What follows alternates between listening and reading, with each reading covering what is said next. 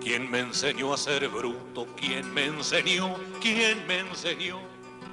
Si en la panza de mamá no había ni escuela ni pizarrón, y así según dicen nací varón, porque en el pique faltaba un peón. ¿Quién me enseñó? ¿Quién me enseñó? ¿Quién me enseñó a ser bruto? ¿Quién me enseñó?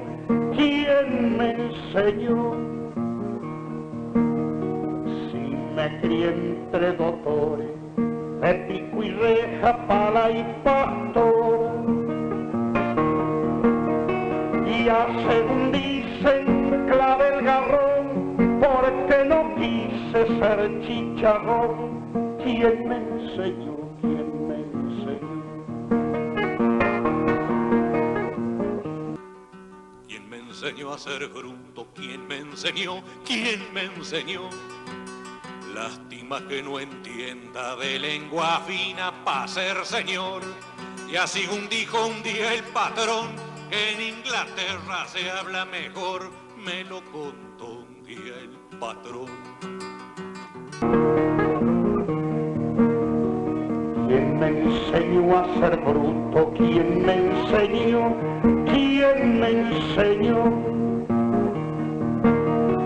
a ser tan revirado y no aguantarle la procesión? Será por sabio que no aprendió que el hambre engorda solo al que hambrió. ¿Quién me enseñó? ¿Quién me enseñó?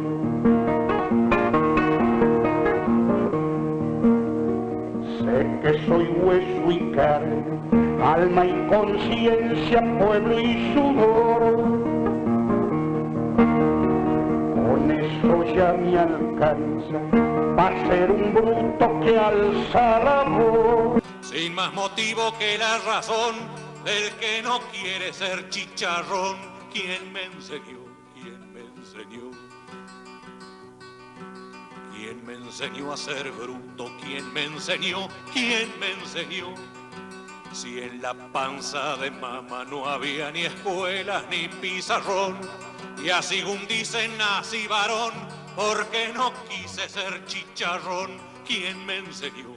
¿Quién me enseñó? ¿Quién me enseñó?